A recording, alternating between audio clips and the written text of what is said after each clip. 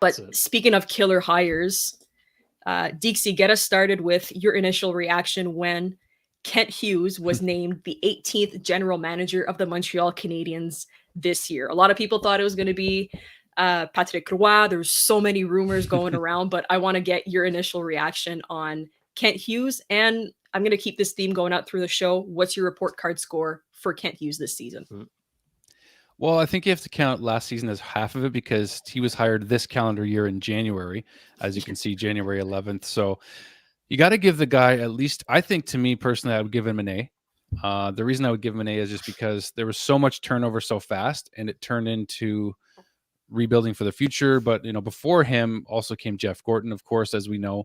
But this to me was the first real big sign, maybe after Chantel in terms of like the outside of the box thinking. But when it comes to the hockey, and the the future of how they're going to build this team, this was a really big outside of the box hire for the Montreal Canadiens, being that Kent Hughes was a player agent, no general manager experience, hasn't really worked for an NHL franchise ever before in any position. So has that happened before? Maybe. I can't think of other ones off the top of my head, but with Kent Hughes coming in and just having that sort of credibility with having relationships with players. Some of the big names like Patrice Bergeron were his client, just to name one of the bigger ones. And just the respect and the sense of the people person that he is.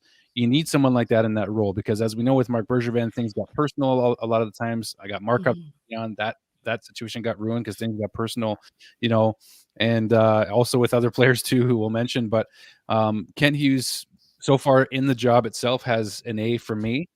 Given the trades that he made, came in there. They set the vision board on the wall with Jeff Gorton pretty quickly, and they started getting it done.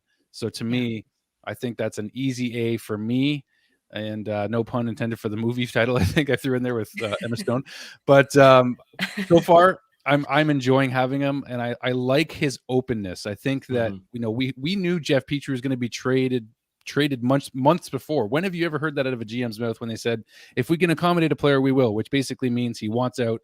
We're telling you that. You never get that from a GM. I love the openness, the transparency. It's refreshing as heck. And just want to give Kent's head bald head a nice rub for all the great work he's done so far. Oh, yeah. Oh, I'll give him a kiss on the head. I don't care. He's been phenomenal. He's been phenomenal. Listen, that beautiful bald head of his has some great stuff inside of it. But, I remember when the process began of finding the new GM, right? It started off with Gorton, and then he assembled a committee, a search committee. When's the last time we've heard about a search committee to find a GM? It's usually just the owner who has that one guy in mind, and he's like, okay, you're in. You're my guy. I don't remember that ever happening. So I had complete faith in the committee and the team to find the best guy for the job. And I think we did, really. I think the short list at the end of it was Daniel Brière and Mathieu Darche and Kent, obviously. Yep. But I think this was the move to make. And, he's shown in less than a year what we can expect for years to come. And it's beautiful stuff. I'm pumped, really. Yeah, he basically held his own and said, I'm creating a two-headed monster. And that's what he did with Jeff Gorton. Speaking of Jeff Molson here, Jeff Gorton and Kent Hughes. And so far, I think we could all give him a pretty good scorecard of an A because he hasn't done, fingers crossed, knock on wood, a move where I'm going to question and be like, hey, buddy, what the hell are you doing? If we're talking about drafting and trading, this was this organization and this office's first trade deadline.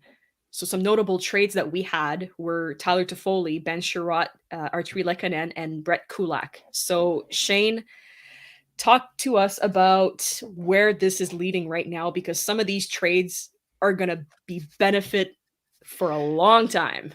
Woo! Well, that was an interesting day. It started off Valentine's Day. I remember Valentine's Day, Tyler Toffoli gets the axe. I was in class when it happened, and I was distraught. Okay, let me tell you, I wasn't listening to my teacher the entire time. I was not in a good place. But then you look at what we got. Okay, Tyler Pitlick, whatever, he's gone. Emil Heineman, ton of potential. First round pick, which we used to select our boy Philip Machar, which Drew and I got to meet. Our buddy, We also got a fourth and a fifth for Tyler Toffoli. So we love Tyler Toffoli. We still love him. He's doing great in Calgary. But that return was juicy. It was beautiful. Beautiful stuff. Mhm. And then not too long after, right, Ben Sherratt, we knew it was going to happen. Finally did. But right? We got. Oh, hold Ben on. Sherratt.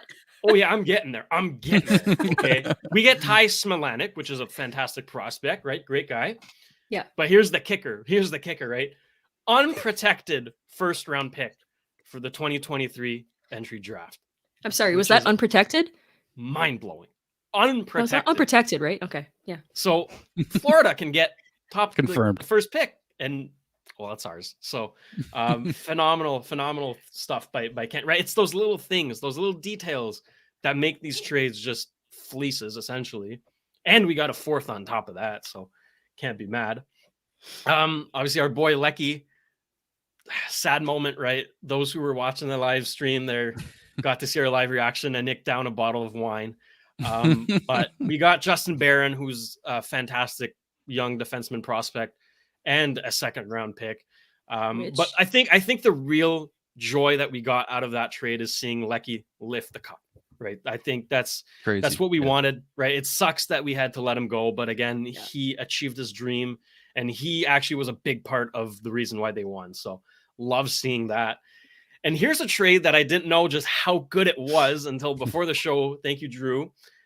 We sent Brett Kulak to the Edmonton Oilers for William Lagesson, who barely played, and a second round pick. For everybody watching, take one moment to guess who we selected with that second round pick. I think his name rhymes with Bloodson. Something along the lines of Lane Hudson. Oh yeah. For Brett Kulak. Okay, no disrespect to Brett here, but that is a fleece. Okay, the guy hasn't even played an NHL game yet, and I can confirm it is a fleece. So overall, that trade deadline, if you're giving it a grade, that is an A++. You couldn't ask for more, really. It's everything you wanted and more. So fantastic. Yeah, certainly Habs YouTubers like ourselves and myself included on my own channel, we're just having a heyday this year with Kent Hughes' first trade deadline. And it started with a memorial service for losing Tyler Toffoli because you guys were so crushed.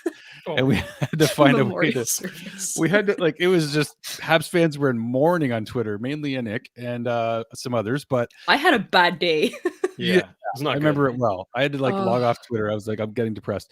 So legitly though, this trade deadline from Kent Hughes was a big W for sure. And just in terms of not just because of the volume of trades, but the volume of assets that came in right out of the gate for him as a new GM. So I think that he certainly had some help with Jeff Gorton. Jeff Gorton's been a GM before twice. So you have to think that the two-headed monster, we got to give them both credit here, I think. Yeah. But Jeff Gorton is kind of like the secret agent, I feel like, in terms of the guy who's, helping pull the strings on some of these deals and just trying to get the vision in place. But all these trades were just cookies for us as fans. We get to talk about so many deals and all these picks that came back. And the fact that Lane Hudson came in for Brett Kulak, became part of that deal was just wild at 62nd overall. Lane Hudson coming in. And, like Shane mentioned, there's a lot of prospects. I could go through them all again, but the main thing is it was for me, I would say I would give it an A. I would give that trade deadline an A for sure. And it was a blast, and I can't wait to see. I don't know that this next deadline is going to be quite as busy, but I like the fact that we again get the transparency from Kent. He doesn't shy away from sharing with fans what's coming and the vision for where we want this team to be.